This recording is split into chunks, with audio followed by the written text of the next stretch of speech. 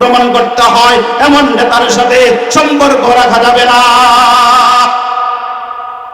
ইয়া আইয়ুহাল্লাযীনা আমানু তাকুল্লাহা ওয়া কুনু মা'আস সাদিকিন।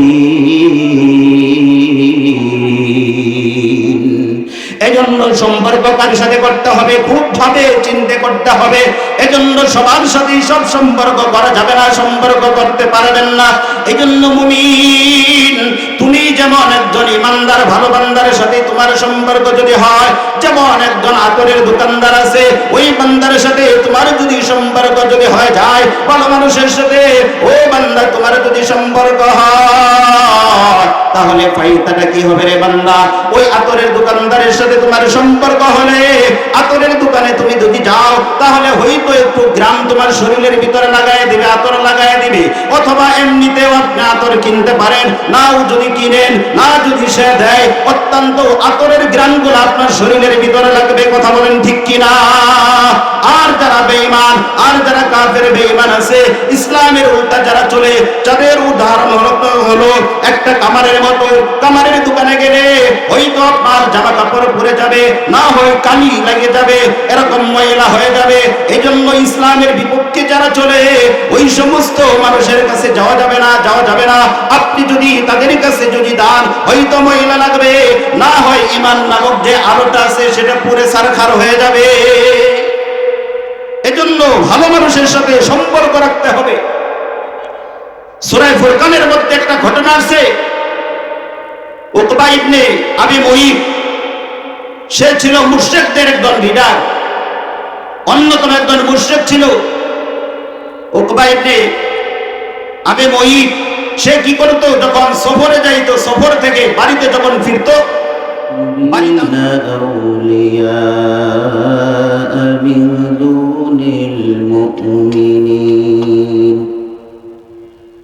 ومن يفعل ذلك فليس من الله في شيء إلا أن تتقوا منهم تقات ويحذركم الله نفسه وإلى الله المصير. وقال النبي صلى الله عليه وسلم: المرء مع من أحب، أو كما قال النبي عليه الصلاة والسلام: إن الله وملائكته يصلون على النبي يا أيها الذين آمنوا صلوا عليه وسلموا تسليما. اللهم صل على محمد وعلى آل محمد كما صليت على إبراهيم وعلى آل إبراهيم إنك حميد مجيد. اللهم بارك على محمد وعلى آل محمد كما باركت على إبراهيم وعلى آل إبراهيم إنك حميد مجيد. الحمد لله. আল্লাহ পাকের দরবারে লাখ কোটি শুকর যে আল্লাহ রাব্বুল আলামিন আজকের এই মাহফিলে আমাদেরকে আসার বসার তৌফিক দান করেছেন। এজন্য সেই মুনিবের দরবারে কালিমাতুর শুকর আদায় করি, আলহামদুলিল্লাহ।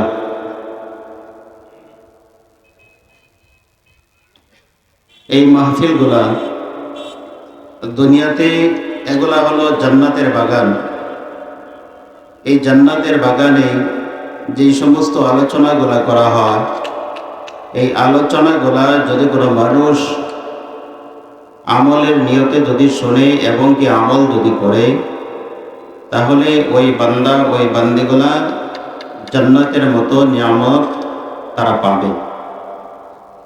যদি এই বান্দা বান্দিরা এই মাহফিলগুলার মধ্যে যা কিছু আলোচনা করা হয়, এই আলোচনাগুলা আমলের নিয়তে দিলের কান দিয়া যদি বান্দা অথবা বান্দিরা যদি শ্রবণ করে,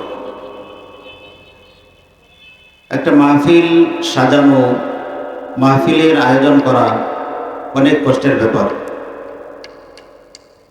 ওই জন্য মাহফিলকে সুবর্ণ সুযোগ মনে করেই আমরা সবাই মাহফিলের দিকে চলে আসি। প্রতিদিন তো আর মাহফিল হবে না, ওই জন্য যে যতটুকুই সময় পারি মাহফিলের দিকে আমরা চলে আসি। আল্লাহ সবাইকে তৌফিক দান করুন। আমরা দুনিয়ার মধ্যে বসবাস করতেছি, দুনিয়ার মধ্যে চলাফেরা করতেছি। আল্লাহ রাব্বুল আলামিন আমাদেরকে নির্ধারিত একটা সময় দিয়েছেন পৃথিবীতে থাকার জন্য।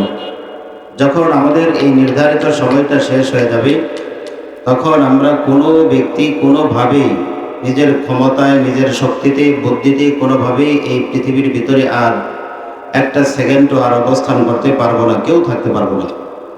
ইচ্ছায় অনিচ্ছায় মালিকের ডাকে আপনাকেই আমাকে সাড়া দিতেই হবে, দিতেই হবে, এটার ভিতরে কোনো সন্দেহ নাই।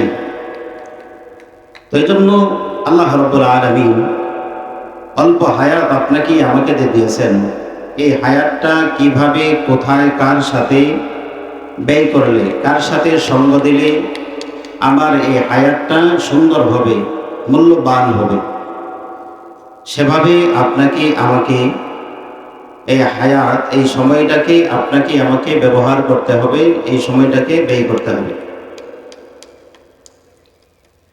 আল্লাহ রাব্বুল আলামিন কুরআনুল হাকিমের ভিতরে বলেন, লা ইয়াত্তাখিযিল মুমিনুনাল কাফিরিনা আউলিয়া মিন দুনিল মুমিনিন।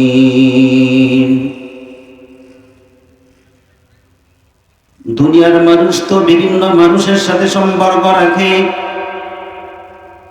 পৃথিবীতে মানুষ চলাফেরার জন্য, মানুষ বসবাস করার জন্য বিভিন্নভাবে বিভিন্ন মানুষ বিভিন্ন লাইনে মেহনত করে।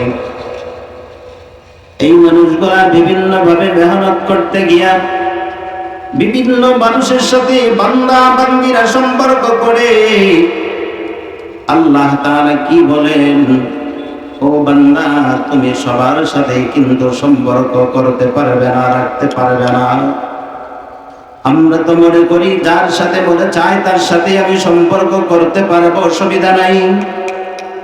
না না, যার সাথে মনে চাবে তার সাথেই সম্পর্ক বান্দা করা যাবে না, করা যায় না।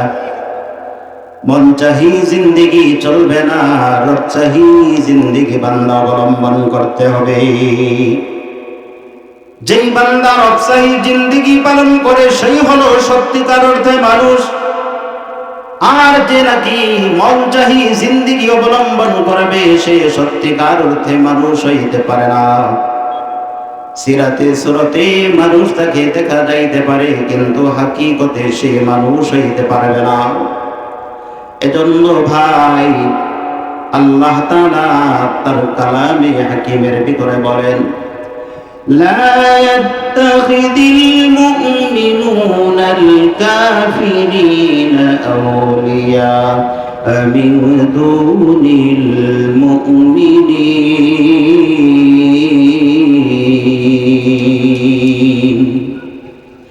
আল্লাহ তাআলা বলেন, ও বান্দা, মুমিনকে বাদ দিয়া যারা মুমিন, যারা পরহেজগার ও মুমিন, তোমার জন্য আল্লাহ তাআলা মেসেজ দিতেছে, আল্লাহ তাআলা সংকেত দিতেছে, বান্দারে, মুমিন বান্দাকে বাদ দিয়া ও মুসলমান ইমানদার মুমিন বান্দার শোনো, তোমার আরেক মুমিন ভাই যে আছে অমুমিন, তোমার সম্পর্ক আরেকজন মুমিনের সাথে হবে।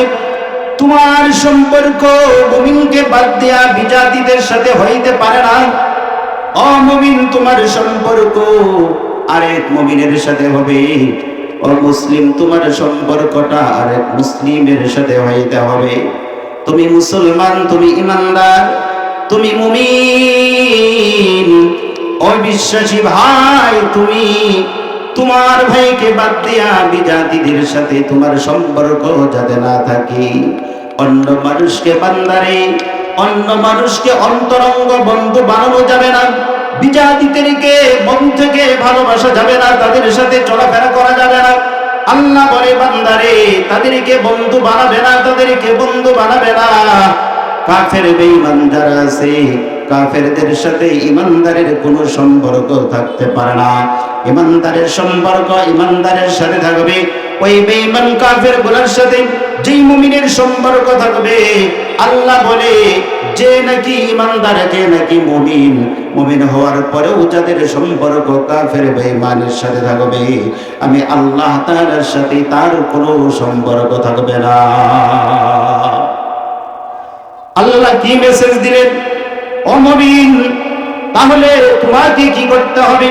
তুমি একজন ইমানদার বান্দা, তুমি একজন মুমিন বান্দা।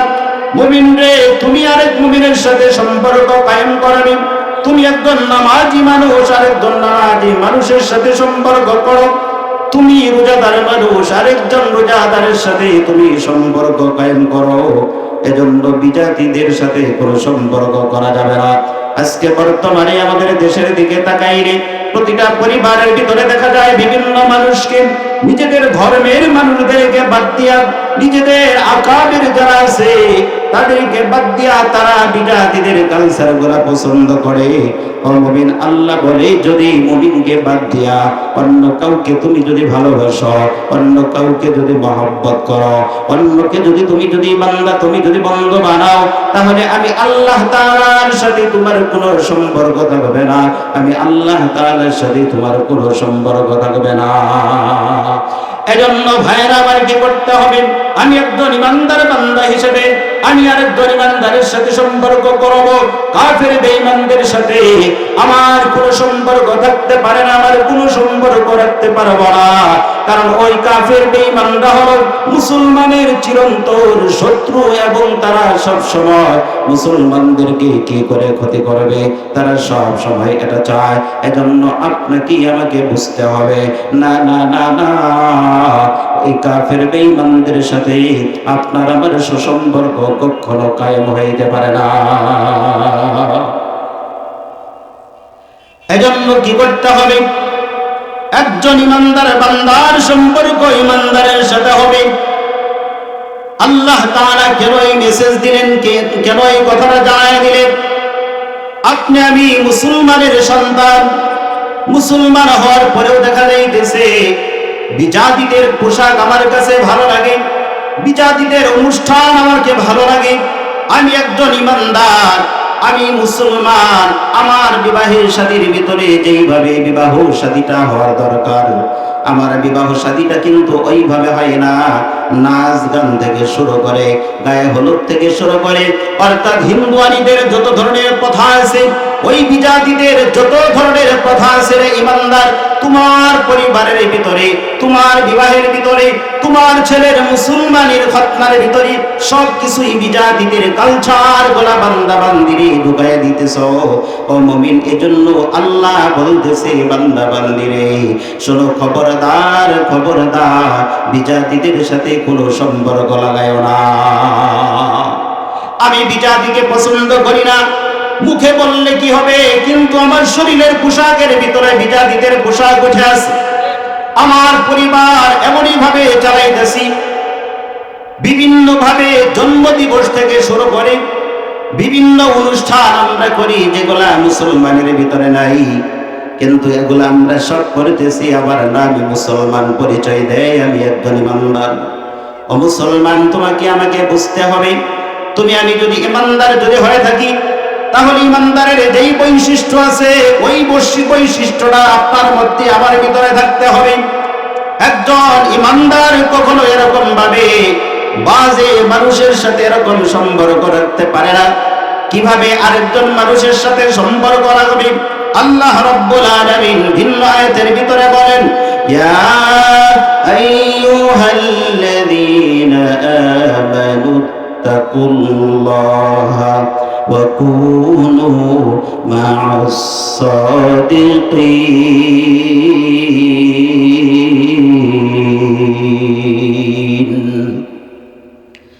আল্লাহ রাব্বুল আলামিন বলে, ও ঈমানদারেরা, ও বিশ্বাসীরা, তুমি কার সাথে চলাফেরা করবা, কাকে তুমি বন্ধু বানাবে, কার সাথে উঠা বসা করবে, কার সাথে সঙ্গ দিবে, আল্লাহ ফয়সালা করে দিল, কুনু মা'আস সাদিকিন।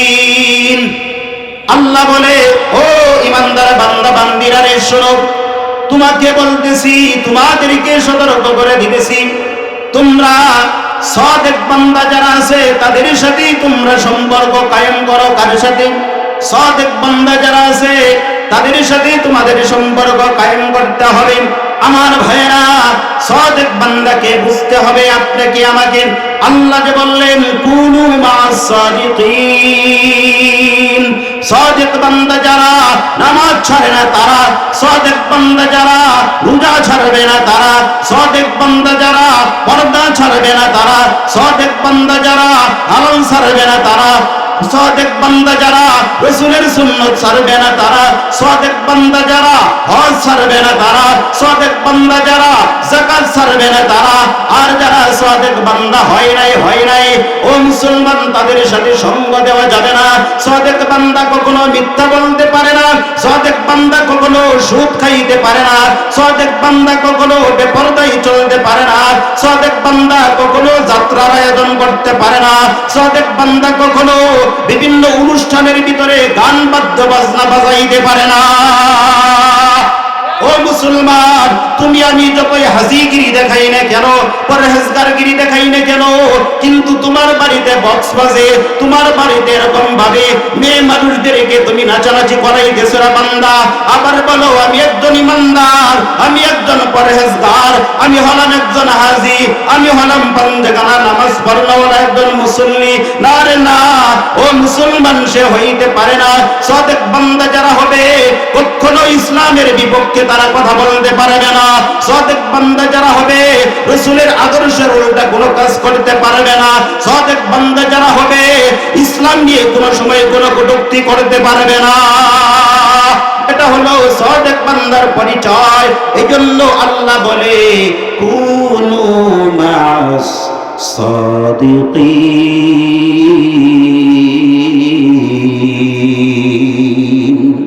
ও বিশ্বাসীরা, ওই ইমানদার বান্দারা, তোমরা এরকম ভাবে সাদিক যারা আছে, সত্যবাদী যারা আছে, ওই সত্যবাদীদের সাথে উঠা বসা করো।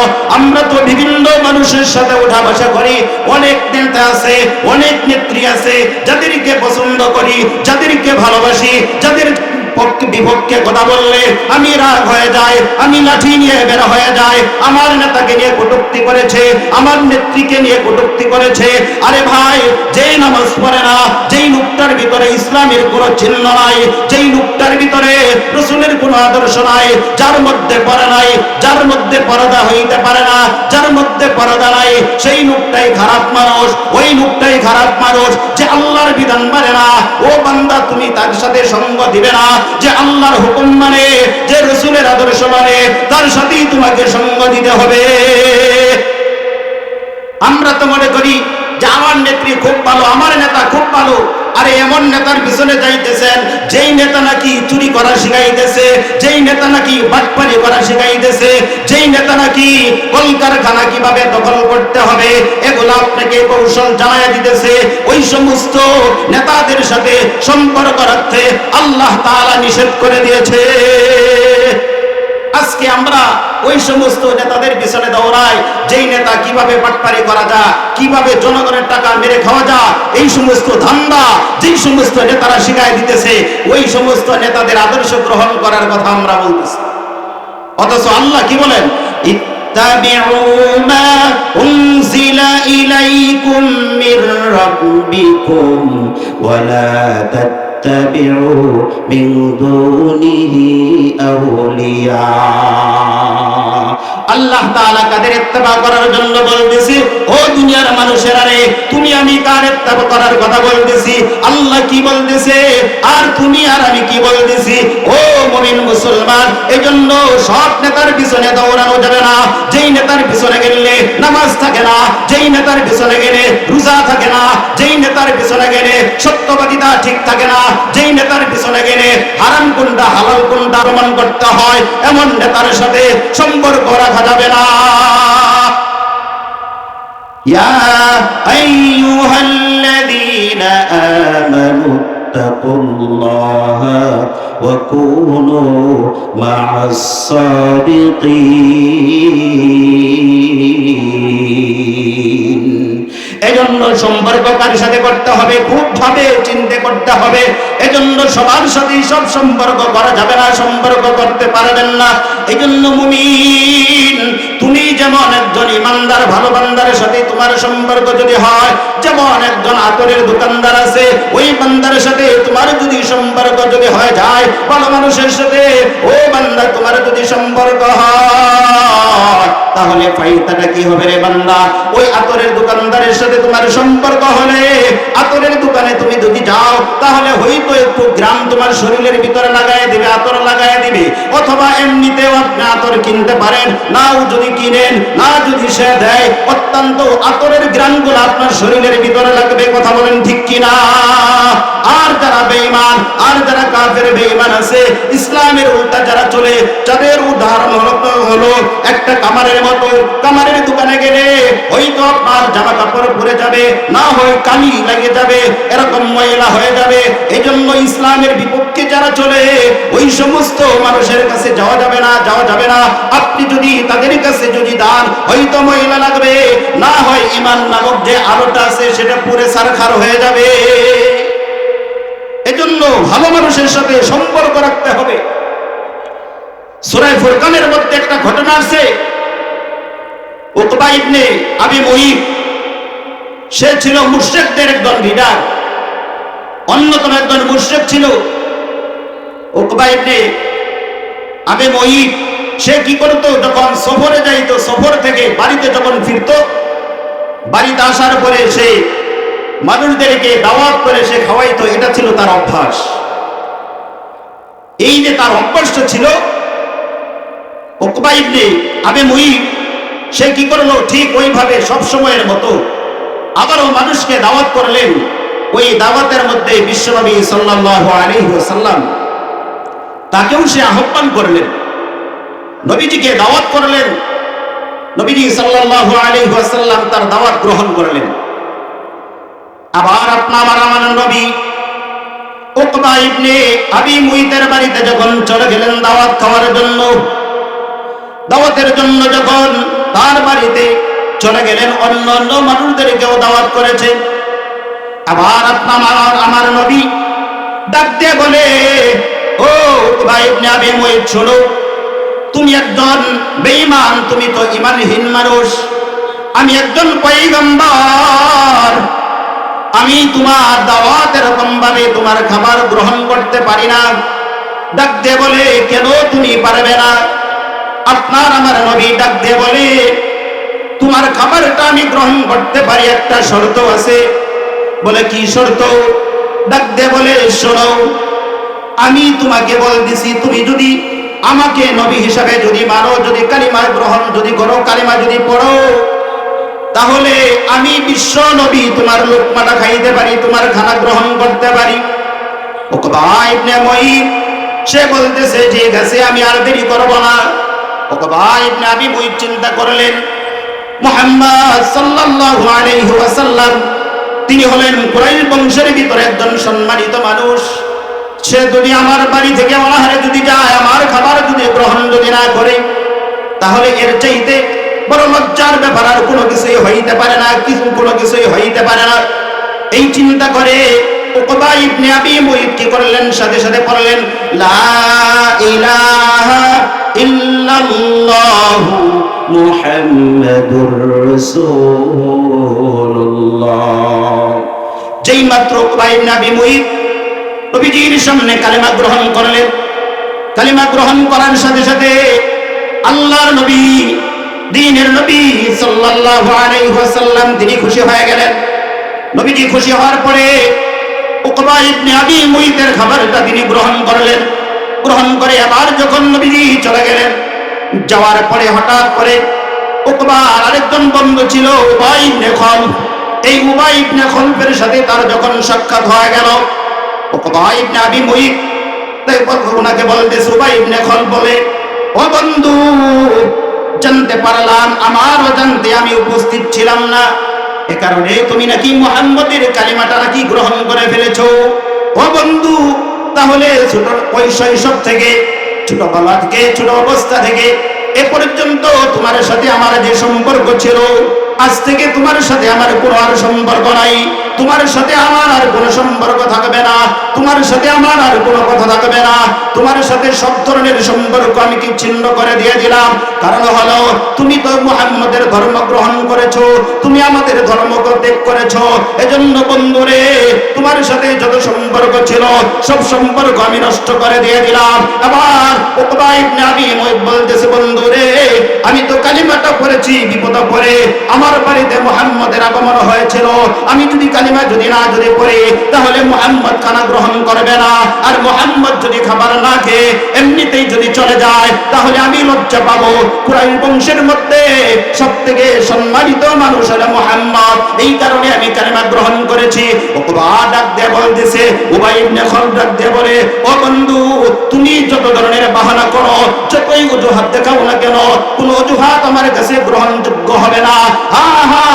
তোমার এই অজুহাতটা আমি গ্রহণ করতে পারি, তার উপরে একটা শর্ত আছে।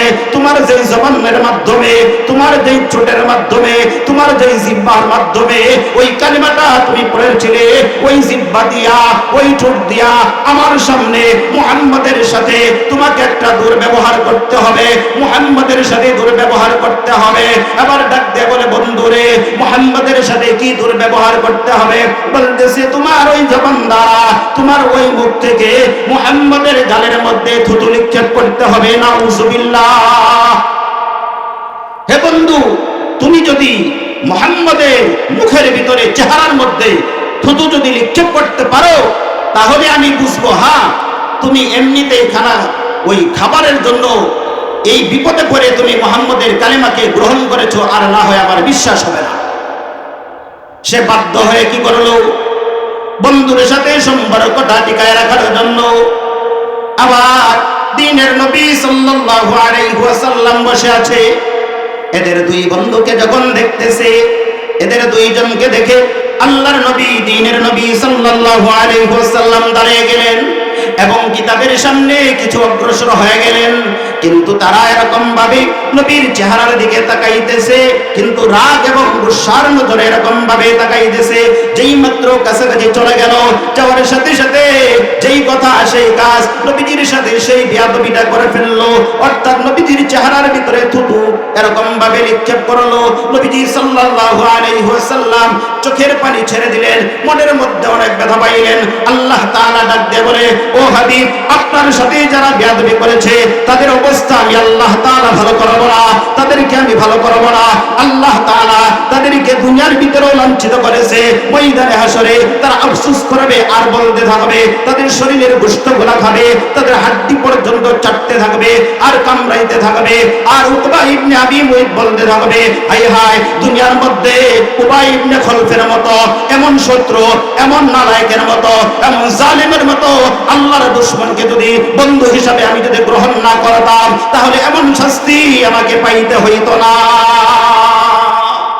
এজন্য বন্ধু গ্রহণ করার আগে বন্ধু কোন পক্ষে আছে, ইসলামের পক্ষে নাকি ইসলামের বিপক্ষে, এটাকে যাচাই বাছাই করে যেই নেতার পিছনে যান, যেই নেত্রীর পিছনে যান না কেন, আগে আপনাকে যাচাই বাছাই করতে হবে। তার পিছনে গেলে আমার ঈমান ঠিক থাকবে কিনা, আমার মুসলমানিত্ব ঠিক থাকবে কিনা, আল্লাহ তাআলার বিধান কায়েম করবে কিনা, রাসূলের বিপক্ষে কোনো কথা বলবে কিনা, ইসলামী শাসন ব্যবস্থা চাই কিনা, কোরআনের বিধিবিধানটা দিনের মধ্যে, দুনিয়ার মধ্যে, দেশের মধ্যে চালু হবে, এটা যদি চাই তাহলে ওই দলের মধ্যে আপনি যান, ওই নেতাকে ভালোবাসেন, অসুবিধা নাই। আর যদি যেই নেতা ইসলামকে চাই না, রাসূলকে এরকম ভাবে চাই না, ইসলামের যত ধরনের বিধান আছে এগুলোকে এরকম ভাবে তাওয়াক্কুল লক্ষ্য করে না, রাসূলের সুন্নতের বরখেলাপ চলে, এমন মানুষকে বন্ধু বানানো যাবে না। বন্ধু বানানো যাবে না যেই বন্ধুর পিছনে গেলে গাঁজা খাওয়া শিখায়, যেই বান্ধবীর কাছে গেলে বেপরতারা চলতে শিখায়, যেই বান্ধবীর সাথে সম্পর্ক রাখলে পালারে যাওয়া শিখায়, যেই বান্ধবীর সাথে সম্পর্ক রাখলে পরকীয়ার প্রেম শিখায়, যেই বান্ধবীর সাথে গেলে ঘুরে বিলাপ করা এরকম ভাবে শিখায়, চুল কাটা শিখায়, পুরুষদের পোশাক পরা শিখায়, এমন বান্ধবীদের সাথে সম্পর্ক রাখা যাবে না। যেই বন্ধুর সাথে গেলে ইসলামের বিপক্ষে কথা বলতে হয়, যেই বন্ধুর পিছনে গেলে নামাজের তোয়াক্কা করতে হয় না, এমন বন্ধুর পিছনে যাওয়া যাবে না, এমন বন্ধুর পিছনে যাওয়া যাবে না। অল্প সময়ে যে সমস্ত আলোচনা করলাম, আল্লাহ তাআলা আমাকে বাকি আপনাদেরকে আমল করার তৌফিক দান করুন।